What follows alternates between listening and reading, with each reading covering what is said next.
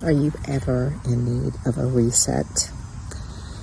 That's what I'm feeling this morning. Actually, I've been feeling it for the past few days, but today's the day.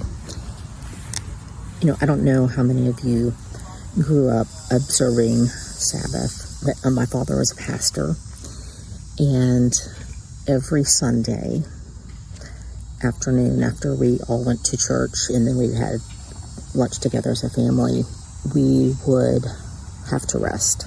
We didn't have a choice. I couldn't make plans with a friend, or at that time, most stores were not opened on Sunday.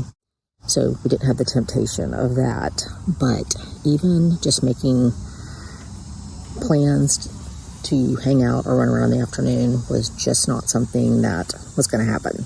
We were actually going back to service that night, so there wasn't a lot of time, but we were to rest. We were to actually physically lay down and take a nap and rest and be quiet. I mean, we could read or do whatever, but that was it. And as a child, I hated it. I was like, no, it was like torture. And I would sneak and try to call one of my friends and talk on the phone or do something, and usually end up getting in trouble. But I didn't want to get still, and I didn't want to rest. I've discovered as I've gotten older and learned from studying and learning myself, sometimes when you're younger, you're told things and you don't want to do it, and you don't necessarily understand the why in that. But as I've gotten older, I've realized that the Sabbath is for us, and it's how we're wired and created, that it's not a religious duty, that we just need to go to a service and focus on God for the day. But our spirits and our souls were created for Sabbath and to get still and to know our God. And as I've gotten older, I've come to realize that Sabbath isn't just about a particular day of the week. And even growing up, I had friends that were Jewish or other denominations that observed their Sabbath on different days. One of our neighbors was Seventh-day Adventist, and so their Sabbath was before when we celebrated our Sabbath, observed our Sabbath, I should say. So our neighbors, they were observing their Sabbath, on Friday and Saturday, and then on Sunday, we were observing our Sabbath. And I've come to realize that the day is not so much what's important, but that we are taking time to Sabbath. Because honestly, I mentioned my father is a pastor, and my husband and I have been in ministry for years, and Sundays were busy, even though we were pastoring and ministering, and the focus of our day was definitely on God. It wasn't a day of rest. And so Mondays kind of became our day of rest. And so it's funny because the natural rhythm that I'm kind of in my life continues to be Monday. I feel like this is more of a Sabbath. Definitely, today's Sunday, and I've had a busy week, and I just was kind of counting the days till today when I knew it'd be the weekend and could come to this park that I love coming to, that's out on the river, and it's beautiful, and I could feel my soul longing for the stillness of being out here in nature and reading and settling my heart and my nervous system. And I've just been feeling like I need a reset. I don't know if you've ever felt that. And I feel like, as I was thinking about that, I was thinking that's really what Sabbath is.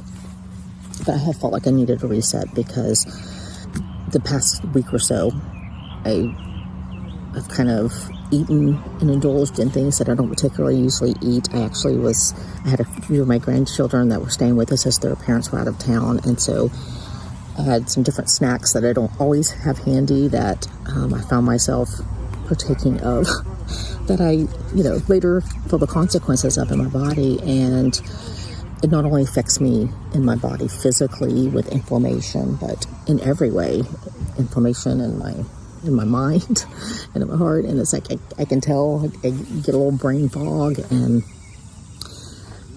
I've known, okay, I need a reset, but I don't know if you're like me, but once I kind of indulge in those things, it's like I just want them more, and it's kind of hard to set them aside and get back to normal way of eating. So that's been a journey that I'm heading towards. So not only are there times where I feel like nutritionally I've got to do a reset in, whoa, did you hear that? That was like a acorn or something.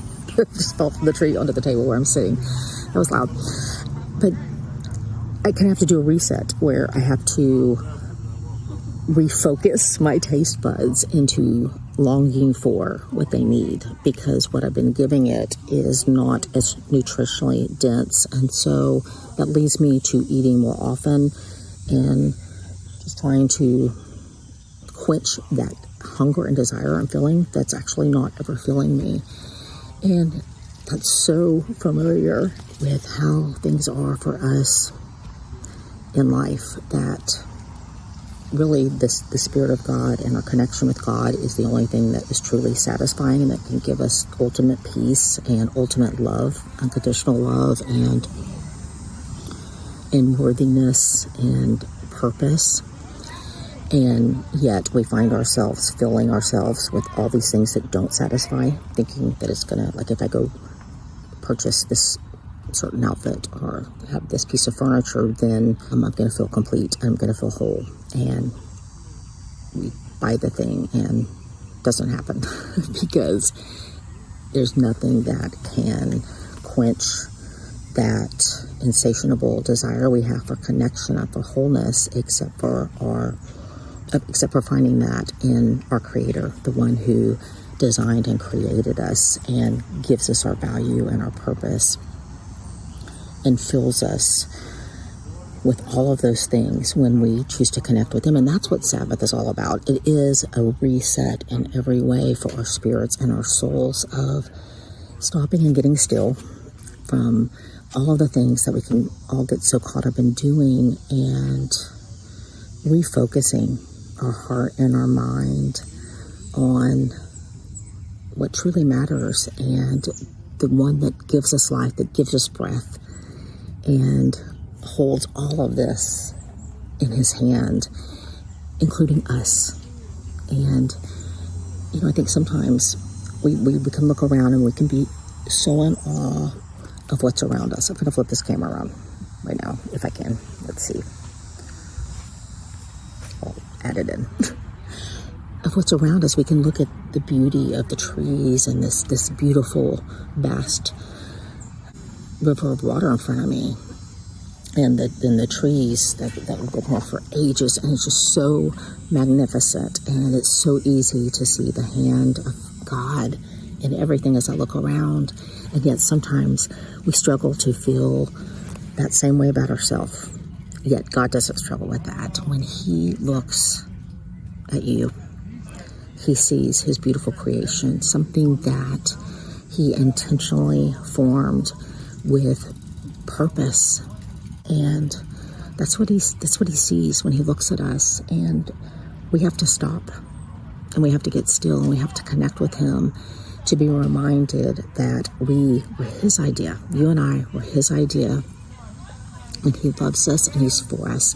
So I hope that no matter what you have going on, sometime this week, someday, even if it's not a full day, if all you have is half of a day, take some time to Sabbath, to get still and to connect with God, and let Him remind you that you were His idea, and that He holds your days in the palm of His hand. He is for you, and He has plans for you that are good.